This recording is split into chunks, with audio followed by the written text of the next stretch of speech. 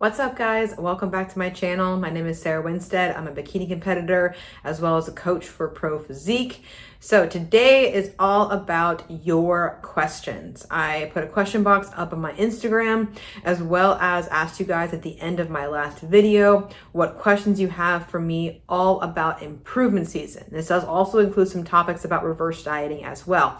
You guys did a great job submitting in some great questions here. So I apologize if I look off to the side. I have these written down along with my answers to them. And so let's go ahead and just dive right into the first question. So, how to up the calories, aka reverse post-show.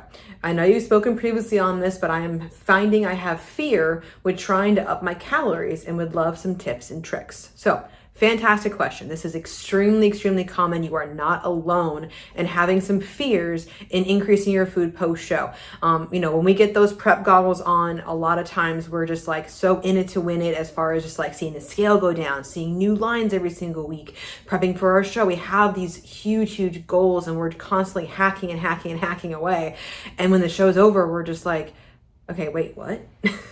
Got to eat more food now. I like how I look and things like that as well. So now, yes, it's all about shifting that mindset, number one, into improvement season. This is also why I love having conversation with my clients, before the show about some goals we have for ourselves for improvement season and about how to navigate those opening weeks post-show, because they're definitely extremely critical to reverse long-term, your maintenance phase and subsequent contest preps and things like that.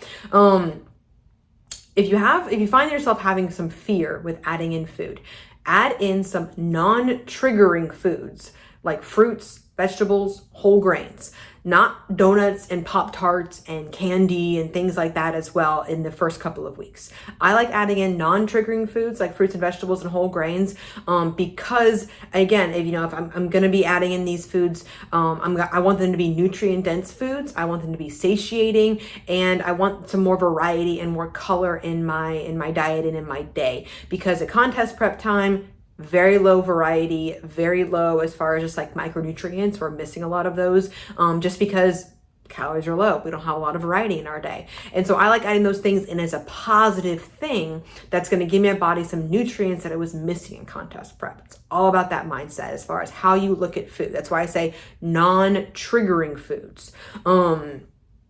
Add in more of your prep foods to help things like digestion. So one of the things that I added more of was more frozen strawberries to my smoothie, or more rice cakes and strawberries to my pre-workout meal. That's actually my next tip, because I knew my body digested that kind of stuff well. And again, I added in pineapple to my stir fries. And so I'm like, that was fun. I changed out my vegetables and added in like mushrooms into my stir fries and had some good variety there. And I was like, ooh, this tastes really good. It's a new experience for me to change out my vegetables, add in more fruit.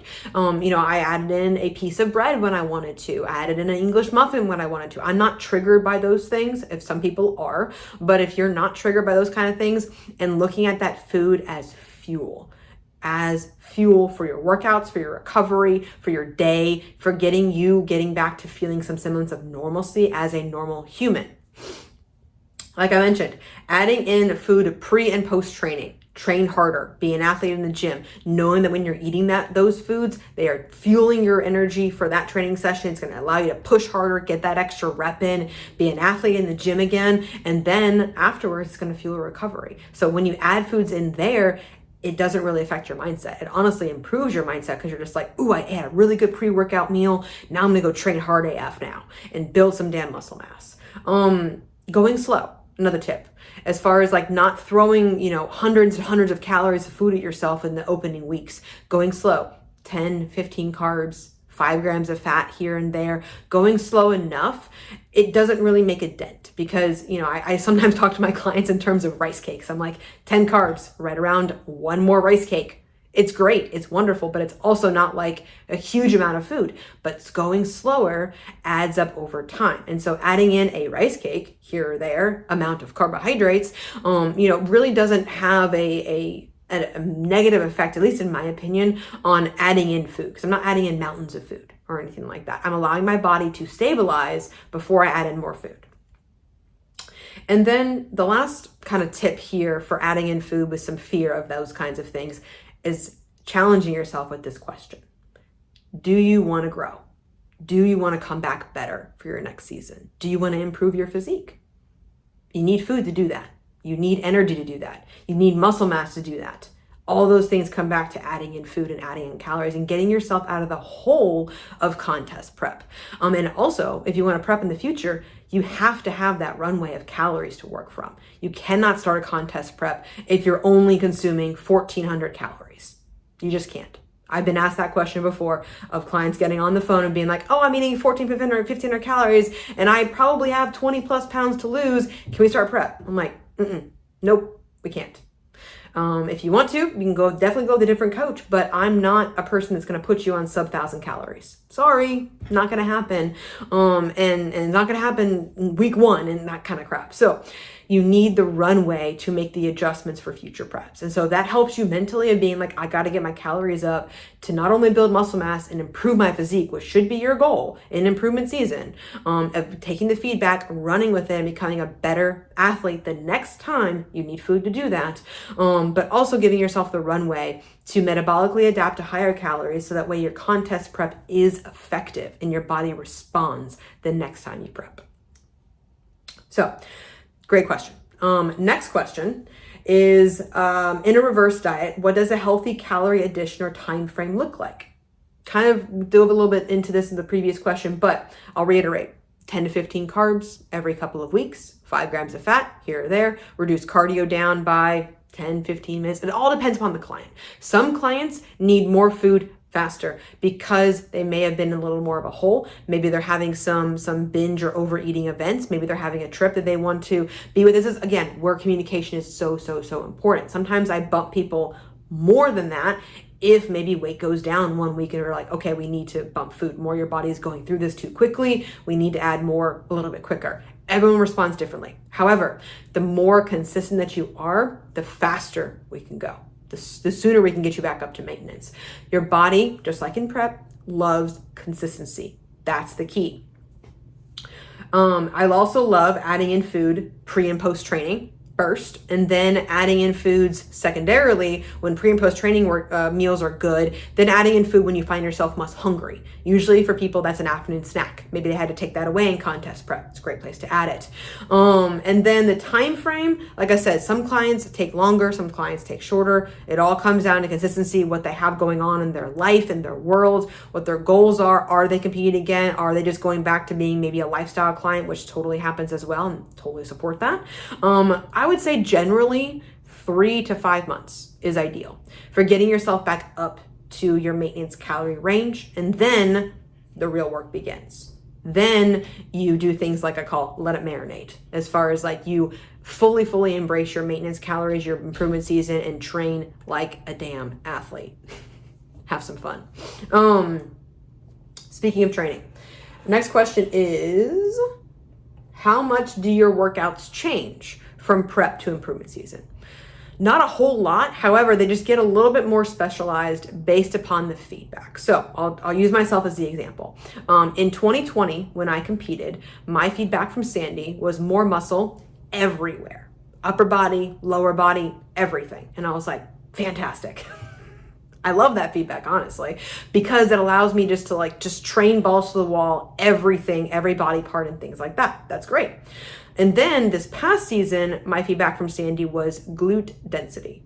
Great. She loved where my upper body was. She says, don't add much more there. It's going to happen naturally, but not as a huge focus of yourself for this improvement season. It's glutes. I'm like, wonderful. So we shifted and tweaked my training and had a great, conversation with my coach about training and about tweaking that to get more density in my glutes. And so that's how my training changed. More so from season to season and feedback to feedback from the shows. You take the judges' feedback and you run with it. Sometimes the feedback is your density is great. You just need to get leaner next time. Great, wonderful. We can definitely do that, but you still can have fun and add density in a balanced fashion by focusing equally on upper body and lower body. But if we find maybe in improvement season we're adding too much upper body, then maybe we pull back a little bit. This is why having a coach in improvement season, I believe, is just as important as contest prep, or at least having a coach through your reverse. If you do anything, don't let your coach ghost you. If they've ghosted you, email me. I can help you. That's like the worst thing in the world. It's the worst timing ever to do to a client. I've had way too many calls with people that have done that. Makes me angry. So have a coach at least through your reverse. They can get you feeling like a normal human again, get you set up with a good training plan. And then if you want to run with it in your improvement season for yourself, that's great. If you want the accountability and those tweaks, then keep your coach through improvement season. I've kept my coach through improvement seasons, through contest preps. I love the accountability. I love the ideas. I love having that second set of eyes, even in improvement season, because it's also going to be helpful to talk people off the ledge as far as like, no, you're doing great. Lean into the discomfort that you feel. Lean into and challenge yourself mentally to embrace this improvement season body and not just think you look good when you're in contest prep and shredded, because that's not the only thing. The improvement season body that you have is more than likely going to be your body long term when you're done competing. So get used to it, love it, embrace it, train hard as shit. And I said the biggest difference as far as workouts are concerned from prep to improvement season is simply energy availability and overall intensity. Like my intensity is the same. I still train very close to failure. If you follow me on Instagram, you see me making the face all the time. I still train close to failure no matter if I'm in prep or improvement season. The weight itself may be a little bit different, especially as I get closer to show where I just can't push as much weight. Especially I noticed, shoulders went down a little bit, glutes went down a little bit. When I had a refeed, I was like, lights out, let's freaking go for it. But you tend to stop hitting PRs. Having PR goals in improvement season is a fantastic thing. Mine right now, and I'll put this out there because when I hit it, I'm going to be so excited, is 4 plates on either side for hip thrusts. That is, I believe, 425. Never done it before. I hit 3 plates. I'm now up to 3 plates, which is fantastic. It's super heavy, but I want to get 4. So, because my friend Coach Maria for Pro Physique, she did 4 the other day, and I was just like, girl, I want to do that so bad. It's going to happen. I'm putting it out there. It's a goal. And so, I also find, I feel like more of an athlete, obviously in improvement season than contest prep, simply from an energy standpoint. I find that in improvement season, I am fidgeting and moving around a lot more in between sets. When I was in prep, I didn't realize this at the time, but I was team statue. I did my set, put the weights down. I'm like, I'm not moving. So that was probably the biggest difference in the actual training sessions. But the workouts themselves, I've kept the same workout split for months and months and months on end during my improvement season. Obviously, it shifted now to this improvement season.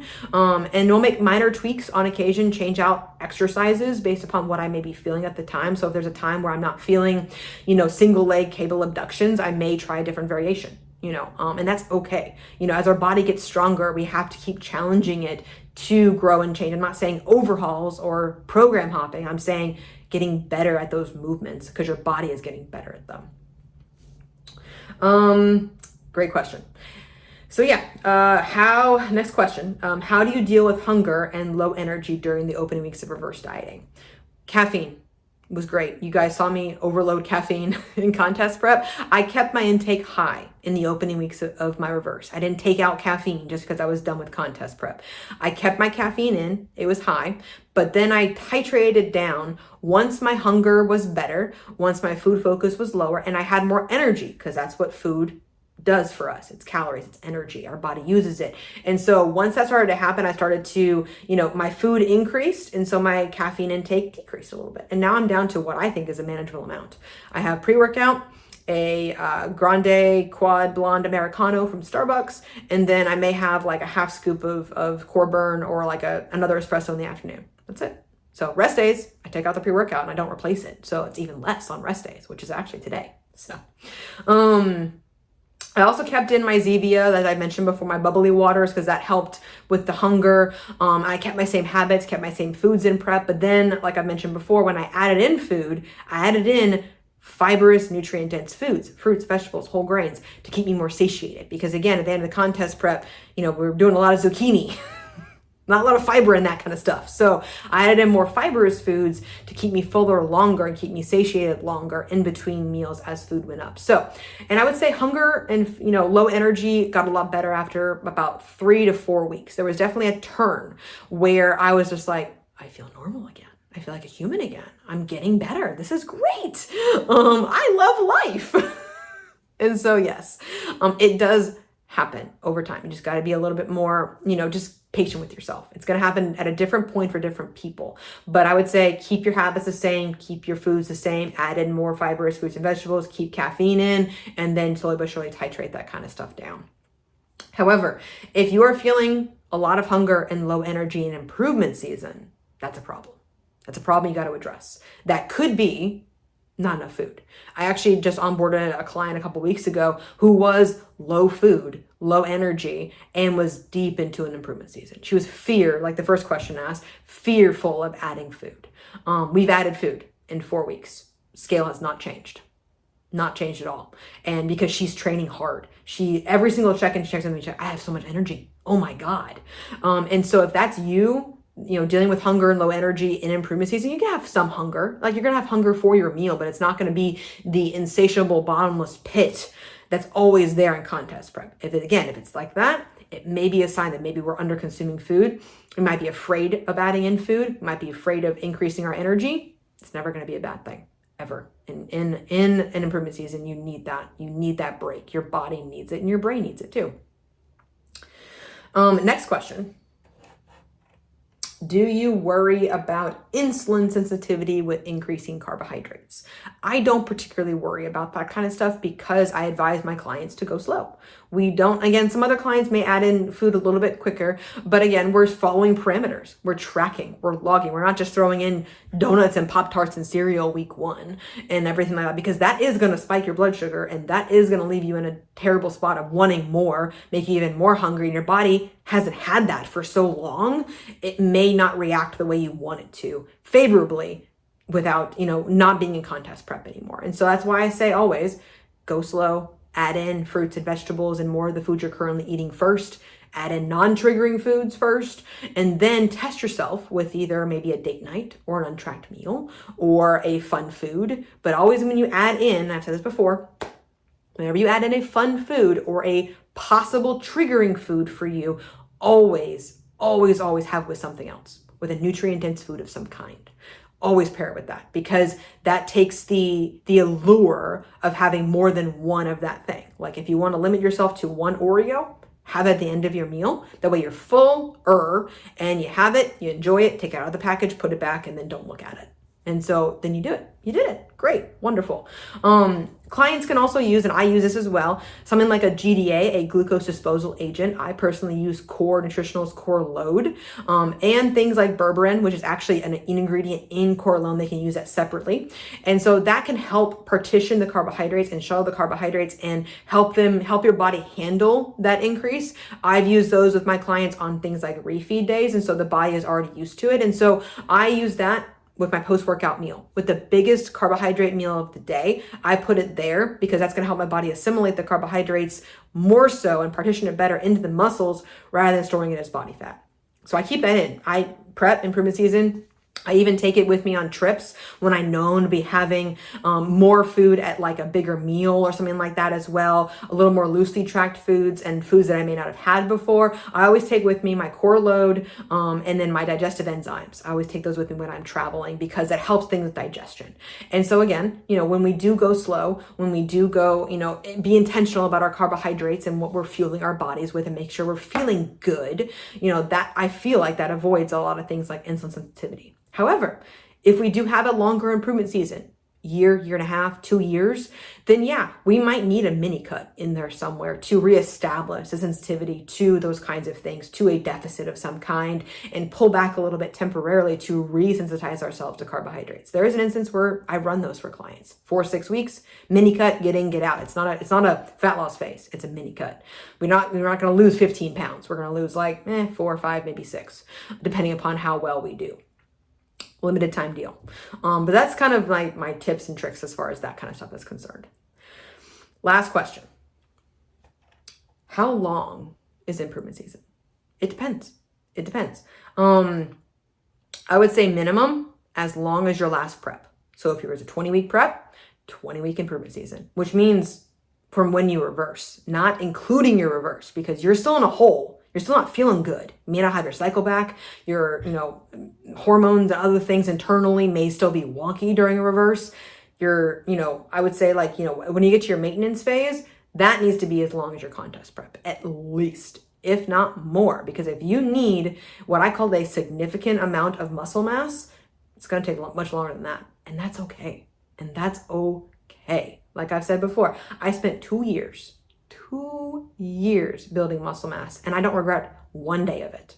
Not a bit. Because I made significant improvements to go from third call outs, last freaking place at nationals, to one spot away from my pro card. That only happened because I took that time away. Enough time away. I didn't rush the process. Too often people are impatient. And that's why one of my words of the year is patience. We get very impatient with ourselves. We get very uncomfortable with ourselves, mentally, physically. Lean into that. Embrace that. Like I said, your improvement season body is most likely going to be the body that you maintain beyond the stage when you're done competing. So get used to it and love it, whatever that looks like for you. And you're never gonna regret spending more time building muscle mass, because especially if you need a lot of it, maybe if you have less changes to make or less improvements to make, or maybe again, your feedback was not muscle mass, maybe it was just to get leaner next time. Maybe you just need a break from dieting, allow your metabolism and other things internally to get back into a great place, allow your brain to get back into a great place, take a shorter improvement season, and then get back on stage. And that's okay. That's why it always differs from person to person. That's why you have a conversation with your coach. And that's why you check in with your coach during improvement season. And if you're maybe picking back up with the same coach, do it a few months before you want to start contest prep, because that allows you to put yourself in a great position with a coach to evaluate, are we actually ready? Mentally, physically, emotionally, spiritually. Because we all know that is really what it takes to get on stage and do well in this sport. You got to be ready to do it. And you got to give yourself enough time. You'll never regret spending more time, because the stage isn't going anywhere. I am 36. Yeah, 36 years old.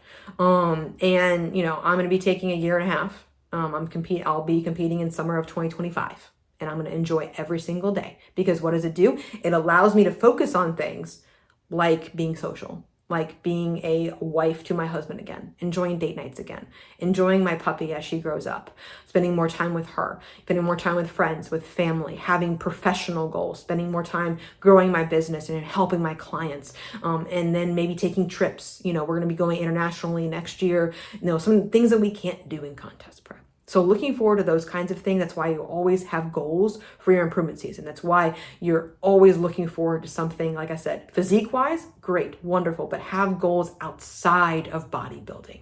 It's going to make your improvement season that much better, and it's going to make you a better person overall as far as like the person in this sport is concerned, because you have to have an identity outside of bodybuilding. I'm not just a bodybuilder.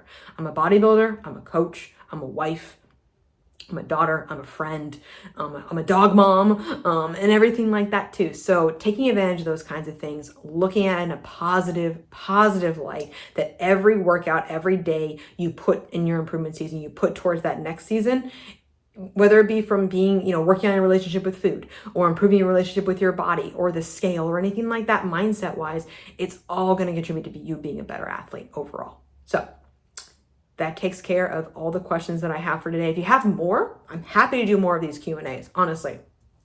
You can comment below, you can shoot me an email, and yeah, I'm gonna, be taking on more clients over the holidays, and I will say now is honestly a great time to get a coach. If you're thinking about competing next year, now is a time to get a coach, because it allows us to learn your body, like I mentioned, before contest prep starts, before the competition season starts, and things like that as well. And if you're a lifestyle client, it can be great to have another set of eyes during the holidays as far as like accountability is concerned. I'm not saying you diet over the holidays. I'm saying staying on track, helping you build habits during the holiday season and take some stress out of that kind of stuff. So if you need me, I'm here. You know where to find me, and I will catch you guys in the next video.